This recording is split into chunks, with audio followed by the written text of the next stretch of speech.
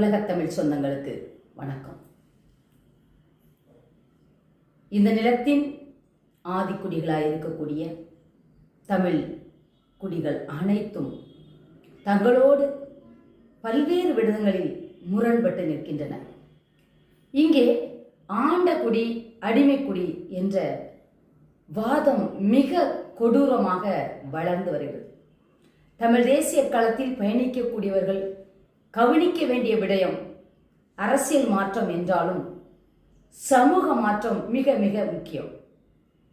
சமூகத்தில் ஏற்படாத ஒரு மாற்றத்தை அரசியல் அதிகாரம் பெற்று சட்ட திட்டங்களின் வாயிலாக பெறவே முடியாது. காரணம், நாம் இன்னும் கிட்டத்தட்ட 3000 ஆண்டுகளாக பல்வேறு தரப்பட்ட அடிமை சங்கிலிகளோடு மட்டும்தான் வாழ்ந்து கொண்டிருக்கின்றோம். அனைத்து எல்லா வரலாறுகளும் மீட்டுருவாக்கம் செய்யப்பட்டு விட்டது. நெல்லை மாவட்டத்தில் பொருணை ஆற்றில் கிடைக்கப்பெற்ற பல்லாயிரம் ஆண்டுகளுக்கு முந்தைய வரலாற்று விழுமியங்கள் காட்சிப்படுத்தப்பட்ட பின்பு என் அருமை தமிழ் சொந்தங்களே, குடிகளாக சாதிகளாக நாம் பிரிந்து கிடக்கின்றோம். ஆனால் நாம் அனைவரும் தொல்குடி சமூகத்தின் எச்சங்கள். பொருணை அருங்காட்சியகத்திற்குள் இருக்கக்கூடிய அத்தனை விடயங்களையும் பார்த்த பிறகு வரலாறு மீண்டும் திரும்புகின்றது. இந்த நிலத்தில் தமிழர்கள் தொடர்ச்சியாக அரசியல் அனாதைகளாக அரசியலில் ஒரு அங்கம் வகித்து அதன் வாயிலாக தங்களுடைய பொருளாதாரத்தை மீட்டுருவாக்கம் செய்வதாக மட்டுமே இருக்கும் வரை நம்முடைய எந்த விலங்கும் உடைபட முடியாது. ஆனால் நாம் முதலில் இங்கே சமூகத்திற்குள் ஓர் ஒற்றுமை உணர்வை வளர்க்க வேண்டும். ஒரு காலகட்டத்தில் இவ்வளவு பெரிய முரண்கள் இங்கே இல்லை, அது மிக மிக உண்மை. இன்றைய காலகட்டத்தில் நவ நாகரிகங்கள் நாம் படித்துவிட்டோம், பண்பானவர்களாக மாறிவிட்டோம். ஆனால் இங்கே அனைத்தும் உடைபடுகிறது. தீண்டாமை என்று சொல்லக்கூடிய ஒரு விடயம் நிறைய தடைகளை உடைத்து இன்று சம பந்தியில் வந்து நின்றுவிட்டது. சமபந்தி என்ற ஒன்றே எட்டாக்கனியாக இருந்த காலகட்டத்தில் இங்கே ஒரு மாற்றத்திற்காக முத்துக்குட்டி என்று சொல்லக்கூடிய நமது பெரும்பாட்டன் ஐயா வைகுண்டசாமி அவர்கள் துவையல் பந்தி என்ற ஒன்றை வைத்து இங்கே சமபந்தி நடத்தினார்.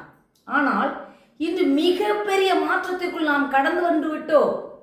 நாம் அனைவரும் அண்ணன் தம்பிகளாக அக்கா தங்கிகளாக நெருக்கமாக பழகக்கூடிய அருமையான மாற்றம் நடந்து விட்டது. அது யாரும் மாற்றவில்லை, இயல்பாக நடந்துவிட்டது. அதை போலவே தமிழ் சமூகத்திற்குள் ஒரு ஒருங்கிணைப்பு, ஒரு ஒன்றுபடுதல் இங்கே இயல்பாக நடைபெறும். ஆனால் நாங்கள் அதை நடைபெற செய்கிறோம் என்று நம்மை ஆளும் வந்தேறி கூட்டம் தொடர்ச்சியாக நம்மை பிரித்து வைத்து நமக்குள் முரண்களை உருவாக்கி இங்கே மிகப்பெரிய சாதி கலவரங்களை உருவாக்குகிறது. ஒவ்வொரு காலகட்டத்தில் தமிழ் தேசிய களத்தில் எழுச்சிகள் வரும்போது அங்கே மடைமாற்றப்படும் சாதிய மோதல்கள் இங்கே உருவாக்கப்படுகின்றன.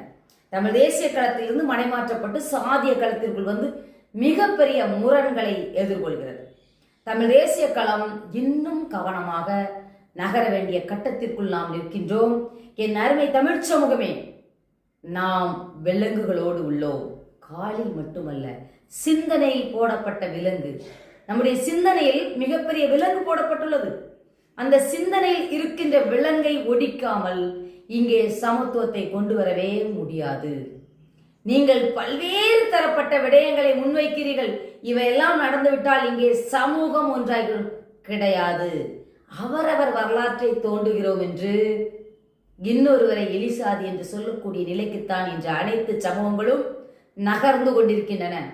ஒருவருக்கு கூட லெமுரியா கண்டம் என்று சொல்லக்கூடிய குமரி கண்டத்தில் தோன்றிய ஒரு மனிதனின், ஒரு தமிழனின், இந்த நிலப்பரப்பை முழுமையாக தன் கைக்குள் வைத்திருந்த ஒரு தமிழ் பரம்பரையின் நீட்டுருவாக்கம் நாம், அதனுடைய நீட்சி நாம் என்ற புரிதல் இங்கே இல்லை. அந்த புரிதலை உண்டம் பண்ணாமல் ஒருபோதும் இங்கே தமிழ் தேசிய களம் வெல்லாது. இங்கே ஒற்றுமை ஏற்படாது. இன்னைக்கு பாஜக என்று சொல்லக்கூடிய அந்த பாரதிய ஜனதா கட்சியில் அங்கம் வகிப்பவர்கள் பல்வேறு தரப்பட்ட சமூகத்தை சேர்ந்தவர்களாக இருக்கிறார்கள். அதே போல அதிமுகவில் இருப்பவர்கள் பல்வேறு எல்லா கட்சிகளிலும் பல்வேறு தரப்பட்ட தமிழ் குடிகள் அங்கே ஒற்றுமையாக இருக்கின்றார்கள். காரணம் பிழைப்புக்காக. ஆனால் அதை விட்டு வெளியே வந்தவுடன் அங்கே தீட்டப்படும் அந்த சாதிய கூர்மைகள் தங்கள் வாழ்விடங்களில் வெளிப்படுகிறது. நேற்று ஒருவன் இன்னொருவனை அடித்தால் இன்று அவன் அடிபட்டவன் இன்னொருவனை அடிக்கின்றான்.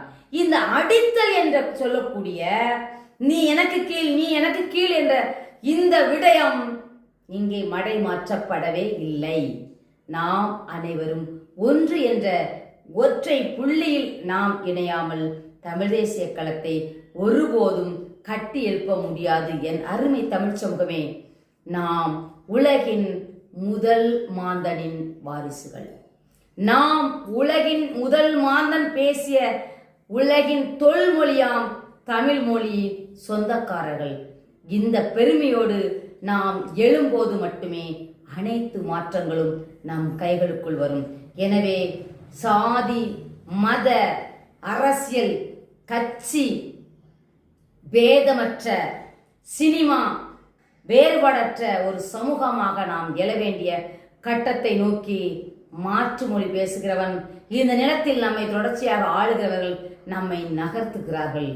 ஆனால் இன்னும் மானம் கெட்டு ரோசம் கெட்டு மரியாதை எதுவுமே இல்லாமல் அவர்கள் காலை பிடித்து நம் அரசியலை செய்ய வேண்டுமா என்ற கேள்வியை என் உடன் பிறந்தார்களுக்கு விட்டு விடைபெறுகின்றேன். நன்றி, வணக்கம்.